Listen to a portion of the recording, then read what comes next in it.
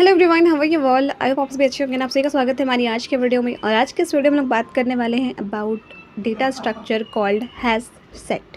इसको समझने से पहले हम लोग कुछ रिकॉलिंग कर लेते हैं कि क्लास 11th में अगर आपने मैथ्स लिया हो या फिर अगर नहीं भी लिया हो तो कोई बात नहीं है, कभी इंटरनेट पर या अपने दोस्तों को क्वेश्चन सॉल्व करते हुए देखा हो इस चैप्टर से रिलेटेड, कभी नाम सुना हो इस चैप्टर का। अगर नहीं भी सुना है तो कोई बात नहीं, अगर सुना है तो बहुत ही बढ़िया बात है। आपको थोड़ी रिलेटिविटी लगेगी इस वीडियो से, बिकॉज हैश सेट की प्रॉपर्टी कुछ कुछ सेट से मिलती जुलती है। कि जैसे मैथ्स में हम लोग पढ़ते थे कि जब भी आप सेट में कोई एक नहीं मतलब मल्टीपल वैल्यूज़ आप स्टोर करा सकते हो, तो आप वैल्यू स्टोर कराते हो अपने एक सेट में और उस सेट का कोई पर्टिकुलर नाम दे देते हैं। लेकिन एक कंडीशन होती है जो कि हैश सेट में भी कॉमन है कि आप अपने सेट में डुप्लीकेट वैल्यू स्टोर नहीं करा सकते हैं। मान लीजिए आपका एस नाम से कोई एक सेट है और कर्ली ब्रैकेट्स हम लोग यहाँ पर यूज़ करते हैं और फिर उसके अंदर वैल्यूज़ डालते हैं। तो आपने वैल्यू डाला 1 1 2 2 3 3 4 4, यानी कि डिजिट्स को डबल करके डाला। तो जब आप फाइनली अपना देखेंगे या रूल्स को समझेंगे सेट को डिफ़ाइन करने का, तो आपको ये पता होगा कि सेट में आप सिर्फ सिंगल एलिमेंट्स डाल सकते हैं, लेकिन आप डुप्लीकेट एलिमेंट्स उसमें नहीं डाल सकते। वो सेट अलाउ ही नहीं करेगा अपने अंदर डुप्लीकेट वैल्यूज़ लेने का। अगर आप ये कोड में लिख रहे हैं तो आपको अच्छे से और आउटपुट दिख जाएगा स्क्रीन पर अपने टर्मिनल पर। तो कंप्यूटर के अंदर अगर आपने यही डेटा दिया हो कि आपको स्टोर कराना है हैश सेट में, तो आपका जो आउटपुट दिखेगा जब आप इस सेट को प्रिंट करेंगे, मान लीजिए सेट का नाम आपने सेट ही दे दिया, तो आपको आउटपुट दिखेगा सिंपल 1 2 3। इसके जो डबलिंग डिजिट्स हैं वो आपको आउटपुट के फॉर्म में नहीं दिखेंगे। तो ये एक क्लैरिटी हो गई। और एक और बात कि ये बहुत ही फ्रीक्वेंटली यूज़ करने वाला डेटा स्ट्रक्चर है। अब फ्रीक्वेंटली का मतलब होता है कि कोई ऐसी चीज़ जो आप बार बार यूज़ कर रहे हैं। तो कोई चीज़ हम लोग बार बार क्यों यूज़ करते हैं? इसलिए बिकॉज़ हमें उससे कुछ बेनिफिट मिलता है। तो इसी तरह हैश सेट से भी हमें कुछ फ़ायदा होता है कि जब भी हम लोग हैश सेट से अपना काम करते हैं या जो भी काम करने में हैश सेट हमारा हेल्प करता है कोडिंग के अंदर, तो उसमें टाइम बहुत ही कम लगता है। और कोडिंग स्पेशलिटी यही होती है कि आप कुछ भी अपना काम कर रहे हो, आपको हमेशा यह बात ध्यान रखनी होगी कि आपका टाइम कम लगे, यानी टाइम कॉम्प्लेक्सिटी कम हो। तो ये दो खासियत हमें दिख गई कि डुप्लीकेट वैल्यूज़ नहीं एक्सेप्ट होगा और साथ ही आपको टाइम बहुत कम लगता है। ओके, अब ये कुछ आपको मेथड्स भी प्रोवाइड कराता है। उससे पहले आपको स्क्रीन पर दिख रहा होगा एक typical way of formatting in the sense कि आप जब भी अपने सिस्टम को बताना चाह रहे हैं, जैसे हम लोग यहाँ पर जावा में अगर आप कोड लिखेंगे अपने सिस्टम पर, तो आपको ये एक लाइन ऑफ कोड लिखना होगा। इससे क्या होता है कि आपके सिस्टम को पता चलता है, टर्मिनल को पता चलता है कि आप क्या क्रिएट कर रहे हैं अपने कोड में। हैश सेट क्रिएट कर रहे हैं तो आपको ये वाला सिंटेक्स लिखना होगा अपने सिस्टम को बताने के लिए। और यहाँ पर सिंटेक्स क्या है कि हैश सेट, फिर अंदर में इंटीजर, फिर उसके बाद आपको सेट का नाम क्या देना है। यहाँ पर सेट ही मैंने लिख दिया है, कोई बात नहीं। इज इक्वल्स टू न्यू तो आपका हमेशा रहेगा। अगेन हैश सेट, फिर उसके बाद आपको दोनों सिंबल्स क्लोज ओपन दोनों करना है, फिर ब्रैकेट भी ओपन क्लोज, देन उसके बाद आपको सेमीकोलन देना ही देना है। तो इससे क्या होता है कि आपकी सिस्टम को पता चल जाता है कोडिंग का जो भी आप प्लेटफॉर्म यूज़ कर रहे हैं, मान लीजिए VS स्टूडियो कोड यूज़ कर रहे हैं, कोई और भी यूज़ कर रहे हैं, तो पता चल जाता है कि आप जावा में हैश सेट क्रिएट करने वाले हैं या क्रिएट कर रहे हैं। अगर आपने सिंटेक्स सही लिखा है इसको एज इट इज़, तो आप सेट का नाम अपने अकॉर्डिंग पे लिख सकते हैं जो भी आपको पसंद हो। लेकिन प्रेफर ये किया जाता है कि जो भी काम हम लोग कर रहे हैं उससे रिलेटेड ही कुछ नाम लिखें, ताकि आप एक अच्छे कोडर बन सकें। कि आपने कोड लिखा, अगर उसको कोई और भी पढ़े तो उसको समझ में आ जाए कि हाँ ये किस चीज़ का कोड है, या इस जो नाम दिया हुआ है नाम से भी पता चले कि हाँ ये किस चीज़ को इंडिकेट कर रहा है। अभी आपको ये कुछ चीज़ें एज एन एडवांटेज देता है, कुछ मेथड्स कि आप इसमें एलिमेंट्स इंसर्ट कर सकते हैं, सर्च कर सकते हैं और डिलीट कर सकते हैं। नाम से ही पता चल रहा है कि इनके काम भी क्या होंगे। इंसर्ट मतलब कुछ नया इंसर्ट करना। आपने जो हैश सेट क्रिएट किया है क्यों किया है, क्योंकि हमें उसमें कुछ ना कुछ एलिमेंट्स स्टोर कराना है, तो उसके लिए हम लोग इंसर्ट मेथड यूज़ करेंगे। और इंसर्ट मेथड यूज़ करने के लिए आपको सिंपली अपने नोटबुक में अभी आप लिख रहे हैं तो वहाँ पर आप लिखिए जो भी हमने यहाँ पर सेट का नाम दिया, सेट ही दिया है तो सेट डॉट ऐड, फिर ब्रैकेट में वो पर्टिकुलर एलिमेंट, कोई नंबर है तो आप डायरेक्ट नंबर लिखिए, उसके बाद सेमीकोलन लगा दीजिए ब्रैकेट बंद करने के बाद। पैरेंथेसिस बंद करने के बाद।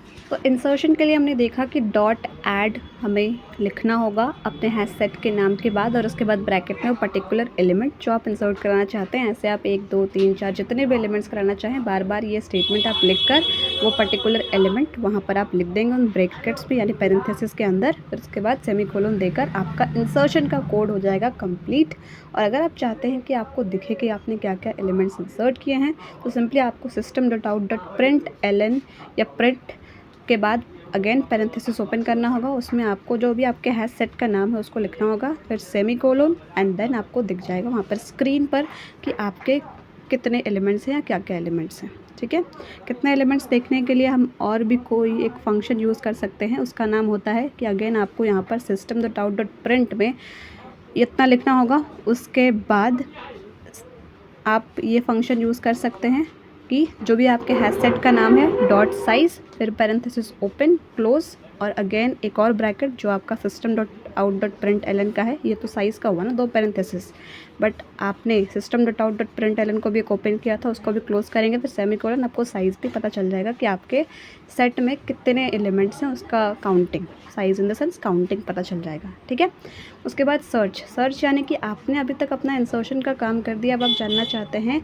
कि इतने एलिमेंट्स में आपको चाहिए कि मैंने अगर 2 भी इंसर्ट किया हुआ है, क्योंकि मैंने बोला था कि आप अगर करना चाहें तो आप कर सकते हैं, तो आप उसको चेक कैसे करेंगे कि आपके सेट में 2 है भी या नहीं। तो आपको सिंपली क्या करना होगा, जो भी आपका हैश सेट का नाम है वो, फिर डॉट कंटेन्स, फिर ब्रेसेस ओपन करेंगे यानी ब्रैकेट्स, राउंड ब्रैकेट्स, उसमें वो पर्टिकुलर एलिमेंट लिखेंगे, ब्रैकेट बंद करेंगे, सेमीकोलन, और आपको फिर system.out.println करके अपने सेट का नाम लिखना होगा, हैश सेट का नाम, और आपको दिख जाएगा कि वो है भी या नहीं।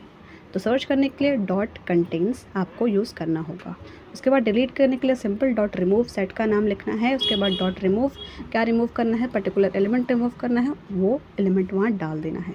ठीक है, yes, so this was all about it. And एक और छोटा सा कॉन्सेप्ट है, उसको भी समझ लेते हैं, आइटरेटर का। आइटरेटर हमने पहले वाले वीडियोस में भी पढ़ा हुआ है, जो लूप्स में यूज़ करते हैं। तो अगर आपको आइटरेटर हैश सेट में यूज़ करना है, तो सबसे पहले जैसे कि जब भी जावा में हम लोग कोई वेरिएबल बनाते हैं तो क्या करते हैं, उस वेरिएबल का डेटा टाइप पहले डिफाइन करते हैं। तो अगर हैश सेट के अंदर आप आइटरेटर यूज़ कर रहे हैं तो आपको डिफाइन करना होगा कि आइटरेटर टाइप का आपका आइटरेटर है। आइटरेटर के लिए आपको आइटरेटर ही डेटा टाइप पहले डिफाइन करना होगा। तो आइटरेटर यूज़ करने के लिए आपको हैश सेट में पहले आइटरेटर डेटा टाइप लिखना होगा। आइटरेटर का डेटा टाइप ही आइटरेटर है। जैसे मैथ्स का क्या होता है, मैथ्स से कोई भी कांस्टेंट नंबर डालना होगा तो हम लोग क्या लिखते हैं, इंटीजर।